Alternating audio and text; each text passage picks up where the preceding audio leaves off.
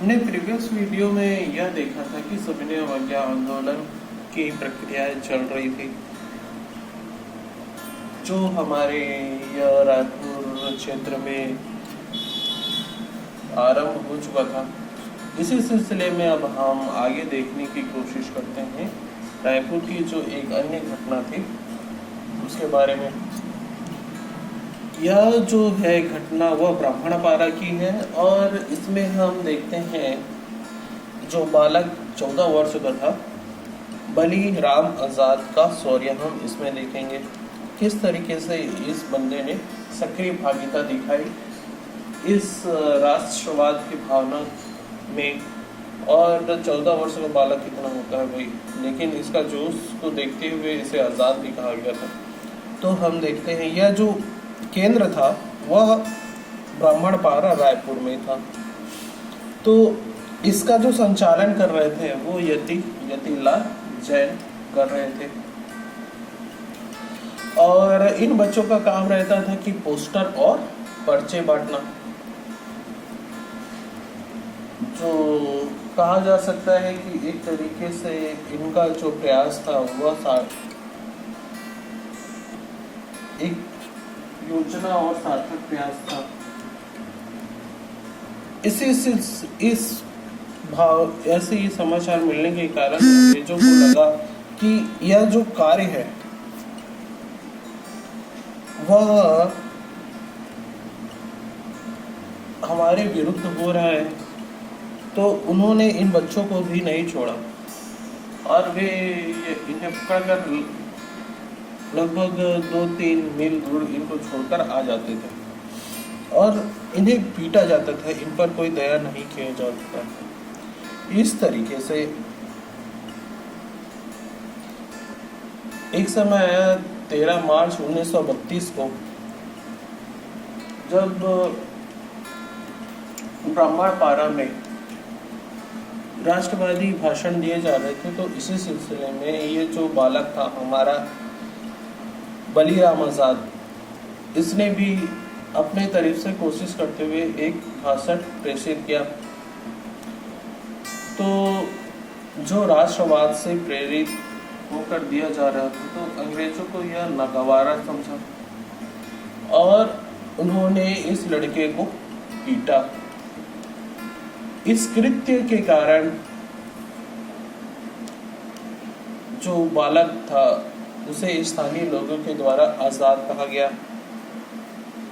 तब से यह बालक आजाद के नाम से जाना जाता है। तो यह जो घटना थी रायपुर की, यह याद रखने योग्य बातें हैं कि रायपुर में जो वानर सेना का संचालन यतिलाल जैन ने किया, तो और इसमें बालक इसका शौर्य के बारे में हमको जानना चाहिए। तो यह है बली राम आजाद के बारे में, के शौर्य के बारे में। ऐसा भी कहा जाता है कि रक्षाबंधन के दिन इन बच्चों को ये पर्चे बांटते तो उनको और कहीं शहर से दूर इनको छोड़ के आ गए, फिर भी ये आ गए। तो इनको बचपन रहते हुए भी इनको मारा पीटा गया। इस तरीके से कार्य अंग्रेजों के द्वारा किया गया। इस प्रकार से हम कह सकते हैं कि एक भावना होती है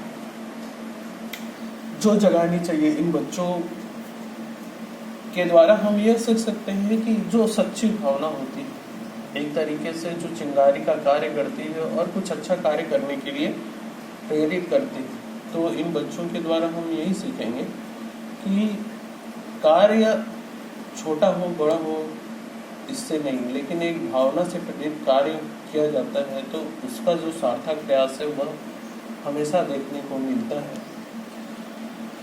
इसी के सापेक्ष इस बालक को बली राम आजाद भी कहा गया, इतिहास में नाम भी आ गया। अब हम देखते हैं कि गांधी जी का छत्तीसगढ़ दौरा, जिस तरीके से गोलमेज सम्मेलन और सांप्रदायिकता के कारण जो भावना सविनय अवज्ञा आंदोलन में प्रज्वलित हो गई, तो गांधी जी ने वैचारिक तौर पर देश भ्रमण करना आरंभ कर दिया, किस तरीके से हरिजनों उद्धार का कार्य किया जाए। इसी सिलसिले में वे हमारे छत्तीसगढ़ भी है। तो गांधी जी का द्वितीय प्रवास, गांधी जी का जो द्वितीय प्रवास है वह आरंभ होता है 22 नवंबर से 28 नवंबर 1933 के मध्य। यह लगभग, यह जो उनकी यात्रा है वह लगभग 5 दिन के आसपास चला। तो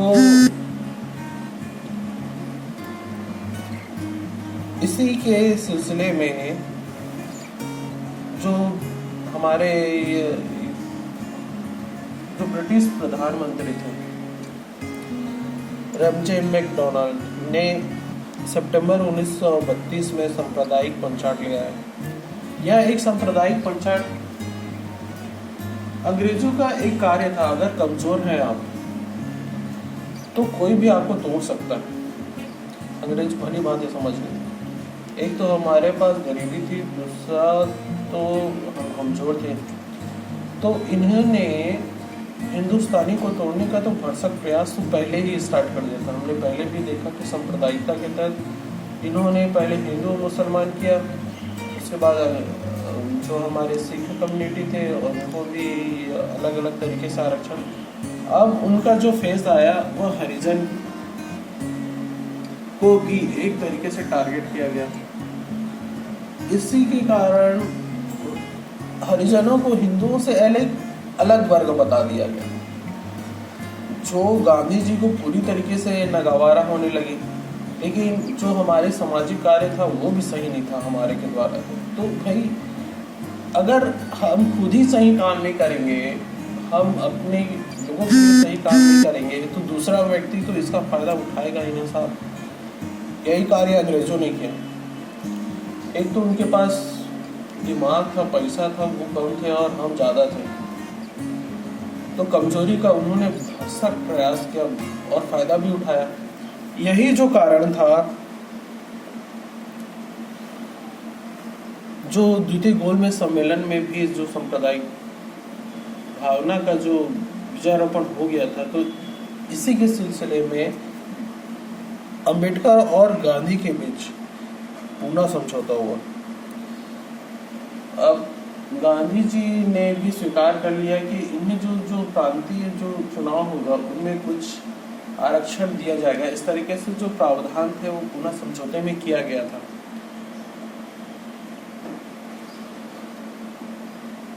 अब हम आगे देखने की कोशिश करते हैं। सविनय अवज्ञा आंदोलन के समय गांधी जी जेल गए, तो वहां से छूटकर जब आए तो इस तरीके से उन्होंने तो पूरा समझौता कर लिया था। तो उन्होंने सोचा भाई अब देश का भ्रमण करते हैं कि क्या स्थिति है हरिजनों का।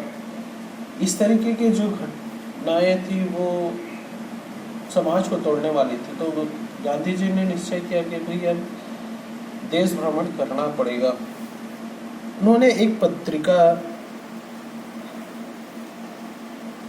निकाली, वह हरिजन सेवक नाम रखा उसका। तो ये पूछा जाता है कि गांधी जी ने एक पत्र हरिजन सेवक निकाली, ये इसके बारे में थोड़ा सा ध्यान रखने वाली चीज है। अब हम देखते हैं कि गांधी जी का जो प्रवास था वह छत्तीसगढ़ में आरंभ होता है। तो उनके साथ, गांधी जी के साथ किन किन व्यक्तियों ने यहाँ आए, तो हम देखते हैं कि कुमारी मीराबेन, ठक्कर बाबा, उनके निजी महादेव देसाई, जमनालाल बजाज आदि लोगों ने इनके साथ आए। जब वे दुर्ग पहुंचे 22 तारीख को, तो जो हजारीलाल जैन थे, धमतरी के जो व्यापारी थे, वे सारथी के रूप में कार्य किया।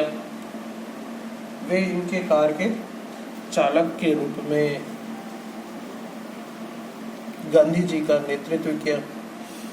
और अगले दिन 23 नवंबर को गांधी जी ने जो विक्टोरिया गार्डन, वर्तमान मोती बाग में स्वदेशी प्रदर्शनी का इन्होंने उद्घाटन किया गांधी जी ने।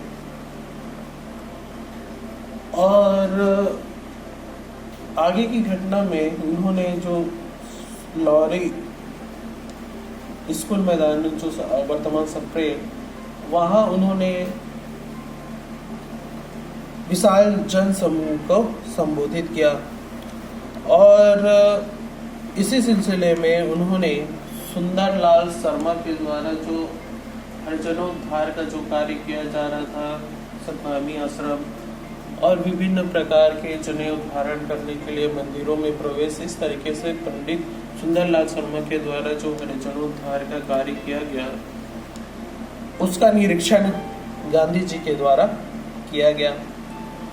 गांधी जी भी हरिजनों के साथ मंदिरों में प्रवेश के इस तरीके से जो कार्य थे वो गांधी जी के द्वारा किया जाने लगा। अब हम देखते हैं इसी के सिलसिले में जो हरिजनोद्धार के द्वारा कार्य किया गया पंडित शर्मा के द्वारा, तो इस कार्य से प्रभावित होकर गांधी जी ने उन्हें अपना गुरु कहा। तो पंडित शर्मा के लिए यह एक सम्माननीय बात थी। अब हम आगे की घटना देखते हैं कि 25 नवंबर को वे धमतरी प्रवास में गए। तो हमने पहले भी देखा कि जो मकई चौक वह धमतरी का प्रवेश द्वार था। तो उनके स्वागत के लिए विशाल जन समूह उस मकई चौक में स्थित था। और जो दादी जी मराठी कन्याशाला में विशाल जनसभा को संबोधित, हम लोग दादी मराठी बोलते हैं धमतरी वाले इसको जनरली, तो दादी जी मराठी कन्या स्कूल में विशाल जनसभा को संबोधित किया। जब उस समय इसी के समय आंदोलन के समय जो हरिजनोद्धार का कार्य किया जा रहा था, तो नारायण राव मेघावली ने शहरवासियों की तरफ से हरिजनोद्धार के लिए लगभग 501 रुपए भेंट किया। और इसी सिलसिले में जो नगर पालिका के द्वारा उनको अभिनंदन पत्र प्रेषित किया गया था, उसको भी गांधी जी ने नीलामी करवाई, जिसे हजारी लाल जैन ने खरीदा। तो इस तरीके से जो धमतरी का प्रवास था समाप्ति की ओर था। और उन्होंने जाते जाते राज्य में भी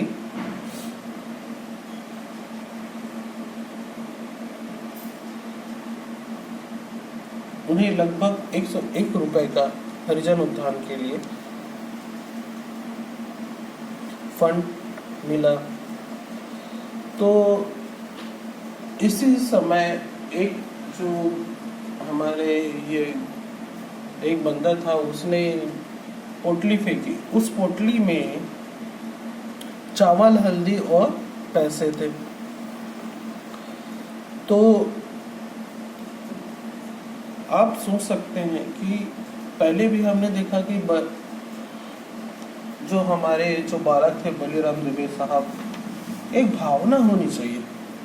यह भावना इस व्यक्ति में भी था। उन्होंने पोटली फेंकी गांधी जी के द्वारा और एक तरीके से जो जमीन से जुड़ा हुआ चीजें उसने उसमें डाला, चावल, हल्दी और पैसा। इस तरीके से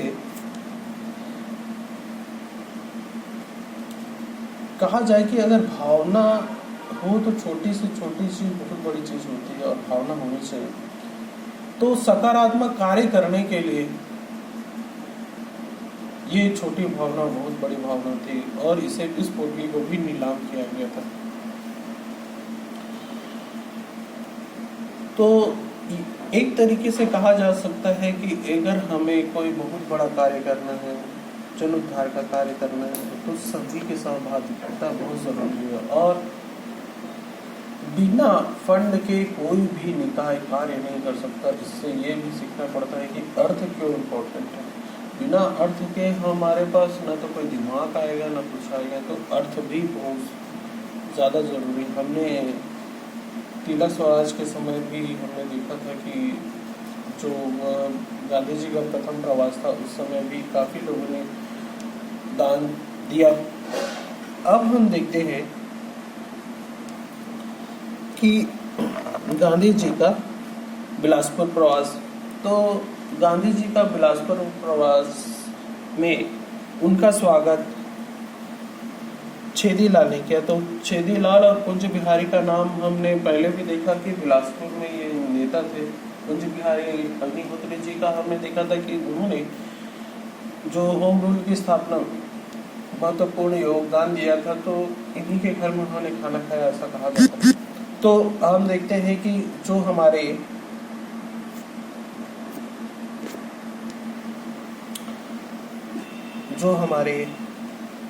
छेदी लाल जी थे, उन्होंने गांधी जी का स्वागत किया और अगले दिन वर्तमान गांधी चौक में उन्होंने विशाल जनसभा को संबोधित किया और रिटर्निंग उसके बाद उन्होंने बिलासपुर से रिटर्निंग भाटापारा होते हुए रायपुर रवाना हुए और अंत में 28 नवंबर 1933 को वे रायपुर से भी रवाना हुए, गोंदिया हुए थे, नागपुर गए। तो यहाँ भी उन्हें लगभग रायपुर से 1450 रुपए का एक अर्थ प्राप्त हुआ, एक फंड सहायता प्राप्त हुई। तो इसी सिलसिले में गांधी जी की यात्रा का एक परिदृश्य देखते हुए जो रामदयाल तिवारी थे, उन्होंने गांधी मीमांसा लिखी। तो ये महत्वपूर्ण बात है कि गांधी जी के इस प्रवास उन्होंने गांधी मीमांसा लिखी। तो इस तरीके से जो गांधी जी का योगदान था वो भी महत्वपूर्ण था। अब हम आगे की स्लाइड में देखेंगे किस तरीके से उन्होंने सविनय अवज्ञा आंदोलन को वापस ले लिया, क्योंकि कुछ जन समूहों ने इस पर सक्रियता नहीं दिखाई थी। इस कारण से ही गांधी जी ने, हम आगे देखेंगे किस तरीके से वापस ले लिया और विभिन्न योजनाबद्ध तरीके से और जो कार्य होते रहे उनके बारे में हम अगली चर्चा करेंगे। अभी के लिए धन्यवाद।